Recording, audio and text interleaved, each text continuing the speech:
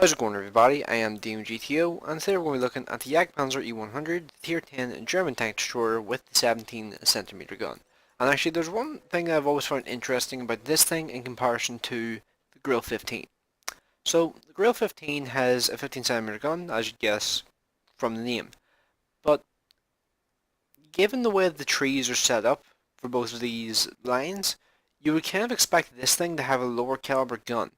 Because just to go from tier 7 and up. Tier 7 in this line, you have a Jagdpanzer. 105mm gun is the biggest gun. Then you go to tier 8, you have Ferdinand or Jagdpanzer 2, both have 128s. Then you get the Jagdtiger, 128, and then you get this thing with a 17cm. There's no option for like a 15cm in this line. Then you go to the other line, you have 128mm tier 7 with the Studer Emil. And then when it comes to the tier 9 or tier 8 and 9, they both have the option of 15cm guns. And at tier 10, you also get a 15cm gun. I've always found that kind of interesting because you would kind of expect with the progression of the lines for this thing here to have a lower caliber gun. Because there's no option for a really high alpha gun in this line. Except for the tier 10. It seems kind of weird. But it's the way the game has been for years. Like, I don't think they're ever going to mess with this line particularly much because everybody loves the Jagdpanzer E100. Well, love or hate it because the 70cm gun, this thing, can be rage-inducing sometimes. But for the most part, it's a pretty entertaining gun to use. Now, whenever I say this tank can be absolutely rage-inducing, like gun-wise, this thing's gun, you need to fully aim your shots with this thing's gun. If you hit a shot that's partially aimed, you got really lucky. Because hitting shots that are partially aimed in this tank are 1 in a million. It honestly feels like that, because this tank, it does not like being fully aimed, or it does not like not being fully aimed. It's a real bitch sometimes whenever it comes to some of the shots that you fire. Because if you fire the gun like, I don't know, like a tenth of a second before it's fully aimed, sometimes you'll miss. So it actually results in you like aiming for way longer than you would normally expect. And of course, somebody's firing heat already, because, you know, that's just the way the game is these days. But, I get a bit of revenge. That's the one thing about this thing's gun. 17cm gun. He has, I believe, 76 side armor. Which means, pretty much, I can partially overmatch his side armor. Now, I'm not sure if that came to play there. It may have been that his roof armor rather than hitting his the side armor, but still. This thing's gun has a lot of flexibility due to the just raw penetration that it has, combined with the...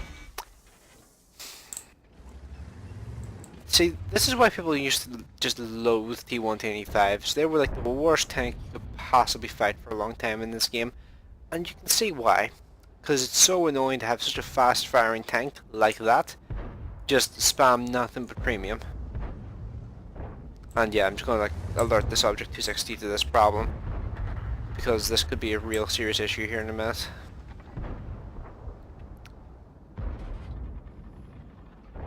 I'm going to continue watching his back here. Yep, and he just wasted probably like 7k credits, or no, probably like 6k credits on a premium round that he just stuck straight into the dirt.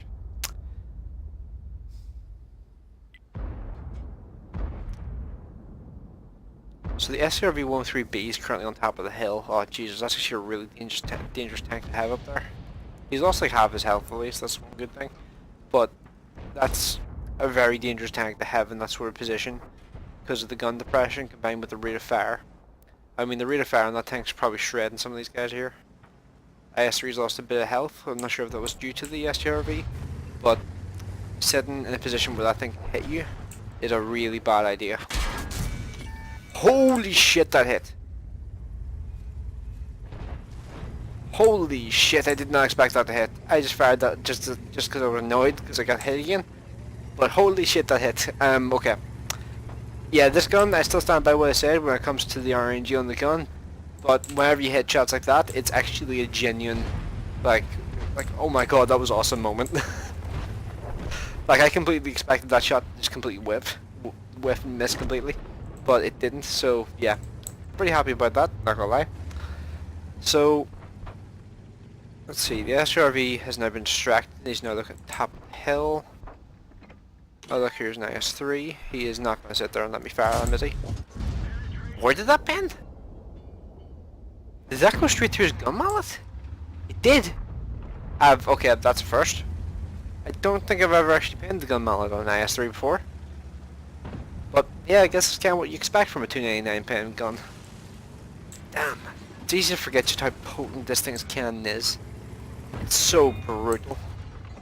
Getting hit by this thing's gun honestly just devastates whatever you're against. Actually, look, there's the STRV up there. And because of how big my gun is, I should just be able to do that. That's the advantage of a 17cm gun right there when it comes to overmatching. There's not much in the game like that has overmatchable armor that will really have a chance against this. Like bouncing off an STRV-103B, there's like one plate on that tank that I think I can bounce off of, but I think that's it. He fired a shot just as I reloaded there as well. Getting stuck on the tiniest little like lump on the ground ever. So, as you can see, the tank, not focusing on the gun here for a second, the tank itself, it's not the fastest tank in the world as you'd imagine, considering it's like 130 tons. But it's more mobile than you may have expected, because I would honestly say the Death Star these days is probably a bit slower than this thing. Like, well, not top speed wise, but the Death Star, its acceleration I honestly think is probably on the same level as this thing, if not worse. What the... Not gonna lie, I panicked there for a second, but I think this guy's AFK. Yeah, it looks like he's AFK. I'm just gonna stick a shot straight through him.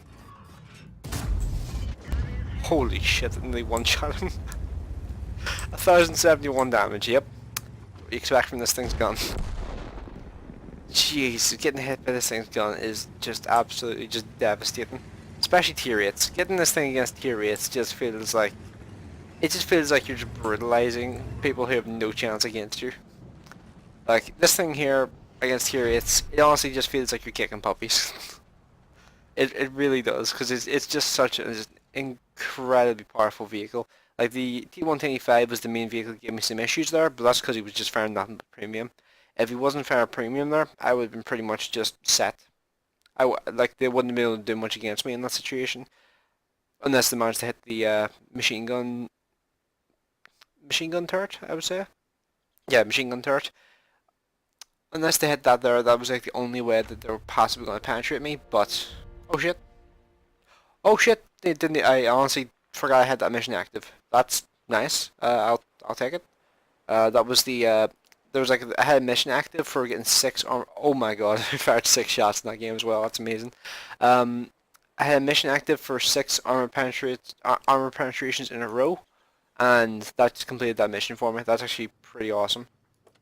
And yeah, I've started skipping around when it comes to the missions because there's one that I have that is kind of annoying. Like, destroy 4 enemy vehicles having received no prior damage to your vehicle. Like, I don't know how you're supposed to do that. Like, tier 5s you could do it, tier 4s you could do it, but you have to do this in minimum tier 6s, from what I recall.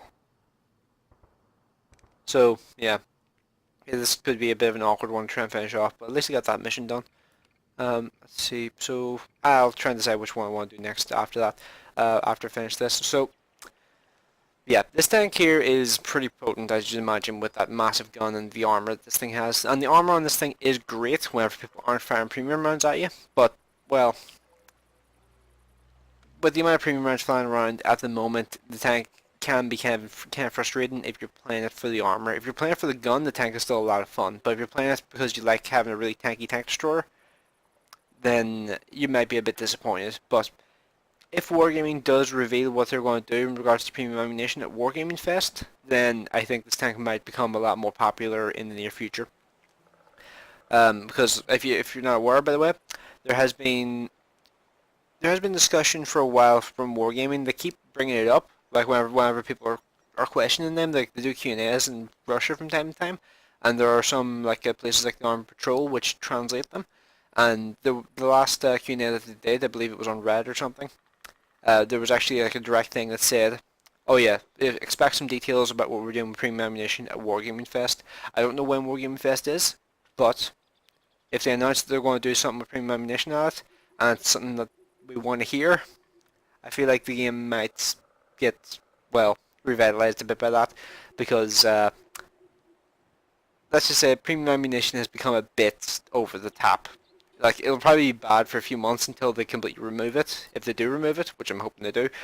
Um, but after that, they're having no premium ammunition in the game would probably be like one of the greatest things they could do to like to like please the player base a bit, because it's honestly gotten stupid at this point. So yeah, let me know what you guys think of this video in the comment section below. Like, I only fired 6 shots in the game and did nearly 5,000 damage, but that's the Jagdpanzer for you.